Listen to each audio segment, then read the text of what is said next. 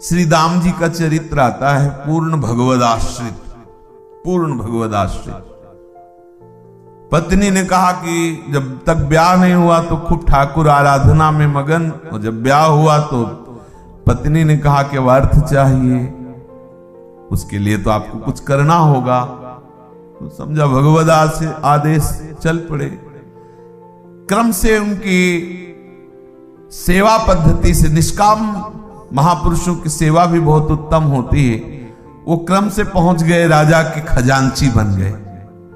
पहले वो मंत्री के सेवक बने, फिर उन्होंने परिचय बताते वो खजांची बने।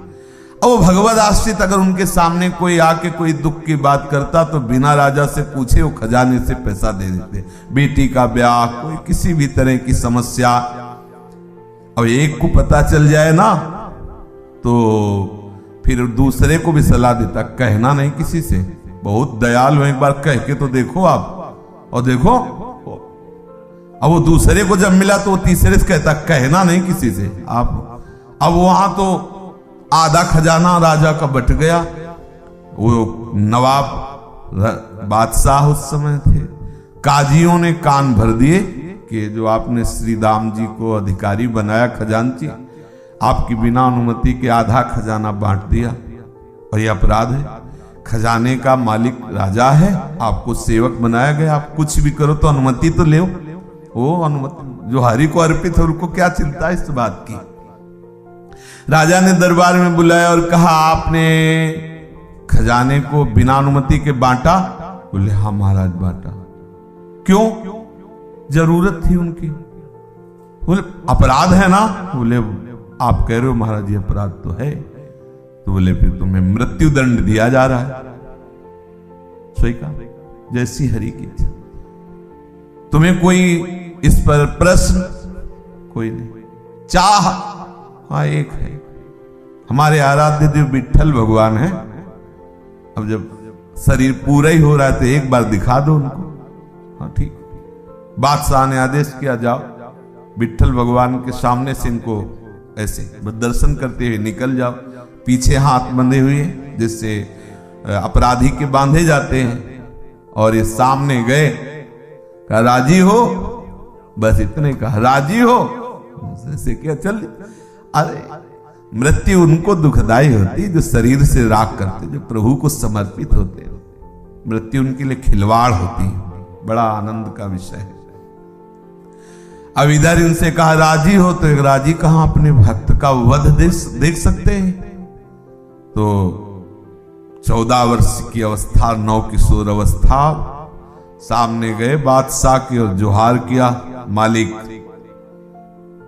अमृतमयी आकर्षणमयी नामई कृष्ण है। आकर्षण का मूर्तिमान स्वरूप, वो नेत्र चला के बात करना, वो जोहार करना, बादशाह तो बिक गया।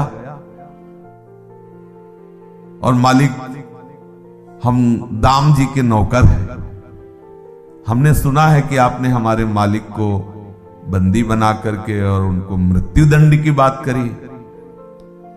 तो ऐसे पीतांबर से किया तो दिव्य रत्न, दिव्य जवाहर, बोले देख लो तुम्हारे खजाने में अगर एक भी जवाहर कीमत हो, हीरा जवाहरत की, तो देख लो, ये सब रख लो, हमारे स्वामी को छोड़ दो। बावड़ा था कि श्रीदाम तो हमारे यहां सेवक थे, उनके ऐसे सेवक है। क्या नाम तुम्हारा? तो बोले बिट्ठू नाम है हमारा। बिट्ठू, बिट्ठला बिट्ठला बिट्ठल, तो बिट्ठू नाम है हमारा। और सुनो, ये बाद में उठवाना, पहले हुक्म करो तो तत्काल श्रीदाम को बंधन मुक्त किया जाए। जी, तत्काल आदेश हो गया। तीव्र शीघ्रगामी घोड़ों से दौड़ करके उनको जाके, और वो जिधर आदेश कर रहे थे कि आप श्रीदाम को मुक्त कीजिए, इतने में ठाकुर जी अंतर्ध्यान हो गए। अब वो तो सब भूल गए, वो बिट्ठू कैसे देखें। वो बस उनकी वो मृदुल वाणी, उनकी वो नेत्रों की नर्तन वृत्ति, हृदय जैसे ही श्री दाम जी को सामने पेश किया गया, प्रणाम कर की मुद्रा में और बोले एक बार मुझे जीवन दान दो। श्री दाम जी ने कहा कि जीवन दान तो आपने दिया। बोले अब उस धर्म बात मत करो, मैं जी नहीं सकता, एक बार दिखा दो अपने उस नौकर को। बोले प्रभु हम तो आपके नौकर हैं, हमारा नौकर कौन? बोले नहीं, वो अपना बिट्ठू नाम बता रहा था, जी तो बस वो तो डूब गए, आंसुओं की धार चलने लगी।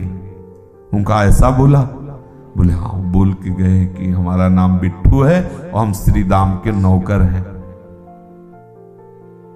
फिर जब बादशाह ने पूछा आप रो क्यों रहे, तो उनका वो जगत के स्वामी प्रभु विठ्ठल भगवान हैं, वो प्यार के कारण ऐसी लीला कर रहे हैं, आके ऐसा बोले, वो हमारे स्वामी हैं, हमारे जीवन धन। बादशाह ने कहा आज से आप हमारी सेवा से, हम सदैव आपकी दर्शन करने आया करेंगे, आपकी सेवा में है। आश्रय, क्या परवाह, ये जीवन प्रभु आपको दिया, जैसा चाहो वैसा व्यवहार करो, जैसे चाहो वैसे, आप हमारे सर्वस्व हो, आपका जैसा मन हो। ये बहुत आनंद का विषय। आप ये कहानी मत मानना, ये कहानियां सुना रहे, कहानियां नहीं। हम सब उसी पंक्ति में हैं, हमारे विश्वास में कमी है, हमारे आश्रय में कमी, वो भी वो पूर्ण कर देंगे, वही पूर्ण करेंगे, चिंता मत करो। आप आश्रित होने का अंदर ही अंदर भाव बनाते चले जाओ। दिव्य चमत्कार, कोई नहीं रहेगा आपके आश्रय में। जो आश्रय शब्द है इसमें किसी को नहीं रखेंगे, दुखी मत होना। आपने अगर हमारे प्रभु का आश्रय लिया तो किसी को नहीं रखेंगे, बस शुरू भर होने दो। कोई नहीं रह जाएगा भैया। हाँ, रोना मत। हाँ क्योंकि ये शुरू हो जाएगा फिर आपका कि वो अब वो भी हमसे मुंह फेर रहे हैं। देखो वो किसी की मान लेना, मान के कह रहे, पूरा जीवन हो गया इसी देखते। जहां कहीं लगा है कि चलो कोई, तो दूसरे ही दिन रंग बदल गया उसका, दूसरे दिन ही रंग बदल गया। फिर आगे नहीं प्रभु आपके सिवा कोई नहीं। राधा बाबा कहते हैं कि इनका जलनुआ स्वभाव है, ये दूसरिया नहीं रखते। मतलब प्रेम का शब्द है, बकाया इसमें बड़ा गूढ़ भाव है, ये बड़े कृपालु हैं। हमारा तो स्वभाव है फंसने का, पर ये कहीं फंसने नहीं देते। ये कृपा सिंधु हमें सदैव अपने ही चरण, और होगा पक्का, वो जीवन भर देखते आ रहे, इसलिए हम आपसे कह रहे हैं रोना मत, क्योंकि हमारा स्वभाव पकड़ना किसी न किसी, और जहां किसी को पकड़ा तो ये शुरू करेंगे। फिर आपको लगेगा इतना भी कृपा नहीं कर सकते, ये इतना भी नहीं कर सकते। वो कृपा ही कर रहे हैं, आपको समझ में नहीं आ रहा, आपके बंधन काट रहे हैं। एक दिन ऐसा आएगा जब आपके हृदय में ना रहेगा गुरु, ना रहेगा चेला, केवल वही होगा, अकेला ही अकेला। मान लो, नहीं रोना पड़ेगा, हम रोए हैं इसलिए कह रही, मान लो।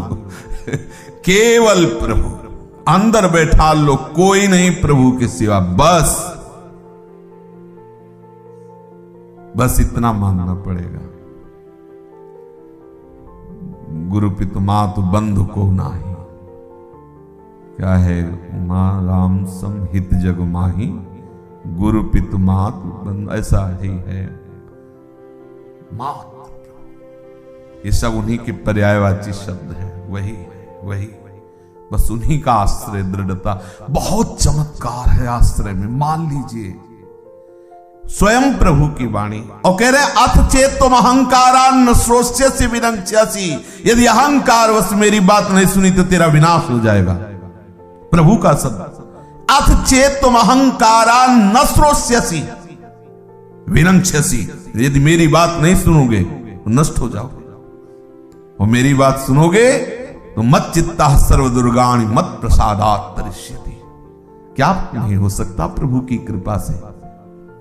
जब एक पारस साधारण लोहे को सोना बना सकती है, हम तो प्रभु की जाति के हैं, प्रभु की जाति के हैं पक्का।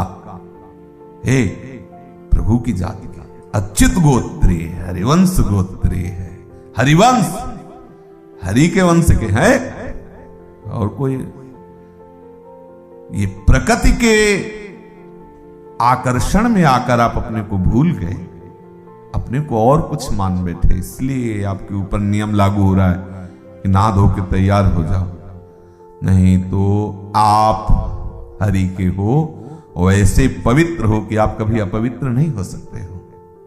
चेतन अमल सहज सुख राशि, अमल, आप अमल स्वरूप हो, आप परम पवित्र हो। लौटिए अपने प्रीतम की तरफ लौटिए।